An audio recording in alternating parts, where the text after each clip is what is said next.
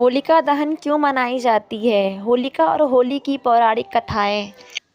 प्राचीन पर्वों की यही सुंदरता है कि इनके पीछे छुपे पौराणिक राज हमें आकर्षित करते हैं। आइए जानें होलिका दहन का अभिप्राय और इतिहास। होलिका दहन का पर्व संदेश देता है कि ईश्वर अपने अनन्य भक्तों की रक्षा के लिए सदा उपस्थित रहते हैं। होलिका दहन होली त्योहार का पहला दिन फाल्गुन मास की पूर्णिमा को मनाया जाता है।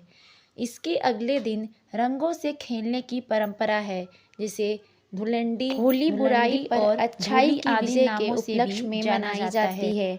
होलिका दहन, जिसे छोटी होली भी कहते हैं, कि अगले दिन पूर्ण हर्षोल्लास के साथ रंग खेलने का विधान है और अबीर गुलाल आदि एक दूसरे को लगाकर वह गले मिलकर इस पर्व को मनाया जाता है। भारत में मनाए जाने वाले सबसे शानदार त्योहारों में से एक है होली। दिवाली की तरह ही इस त्योहार को भी अच्छाई की बुराई पर जीत का त्योहार माना जाता है। हिंदुओं के लिए होली का पौराणिक महत्व भी है। इस त्योहार को लेकर सबसे प्रचलित है प्रहलाद, होलिका और हिरण्यकश्यप की कहानी। लेकिन होली की केवल यही नहीं, बल्कि और भी कई कहानियाँ प्रचलित हैं। वैष्णव परंपरा में होली को होलिका प्रहलाद की कहानी का प्रतीकात्मक सूत्र मानते हैं। होलिका दहन का शास्त्रों के अनुसार नियम: फाल्गुन शुक्ल अष्टमी से फाल्गुन पूर्णिमा तक होलाष्टक माना जाता है, जिसमें शुभ कार्य वर्जित रहते हैं। पूर्णिमा के दिन होलिका दहन किया जाता है। इसके लिए मुख्यतः दो नियम ध्यान में रखने चाहिए। पहला, उस दिन भद्रा न हो। भद्रा का दूसरा नाम विष्टिकरण भी है, जो कि 11 करणों में से एक है। एक करण तिथि के आधे भाग के बराबर होता है। दूसरी बात, पूर्णिमा प्रदोष काल व्यापिनी होनी चाहिए।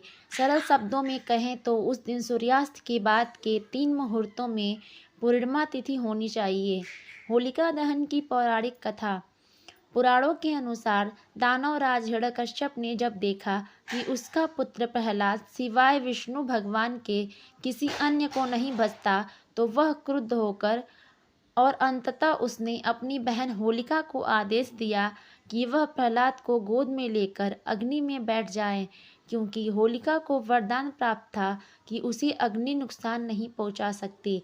किंतु हुआ इसके ठीक विपरीत। होलिका जलकर भस्म हो गई और भक्त प्रहलाद को कुछ भी नहीं हुआ। इसी घटना की याद में इस दिन होलिका दहन करने का विधान है। होली का पर्व संदेश देता है कि इसी प्रकार ईश्वर अपने अनन्य भक्तों की रक्षा के लिए सदा उपस्थित रहते हैं। होली की केवल यही नहीं, बल्कि और भी कई कहानियाँ प्रचलित हैं। कामदेव को किया था भस्म। होली की एक कहानी कामदेव की भी है। पार्वती शिव से विवाह करना चाहती थीं, लेकिन तपस्या में लीन शिव का ध्यान उनकी तरफ गया ही नहीं। ऐसे में प्यार के देवता कामदेव आगे आए और उन्होंने शिव पर पुष्प बाण चला दिया। तपस्या भंग होने से शिव को इतना गुस्सा आया कि उन्होंने अपनी तीसरी आँख खोल दी और उनके क्रोध की अग्नि में कामदेव भस्म हो गए। कामदेव के भस्म हो जाने पर उनकी पत्नी रति रोने लगीं और शिव से कामदेव को जीवित करने की गुहार लगाई। अगले दिन तक शिव का क्रोध शांत हो चुका था। उन्होंने कामदेव को पुनर्जीवित किया।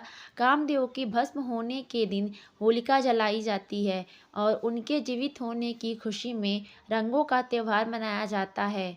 महाभारत की कहानी: महाभारत की एक कहानी के मुताबिक युधिष्ठिर को श्री कृष्ण ने बताया, एक बार श्री राम के एक पूर्वज रघु के शासन में एक असुर महिला थी।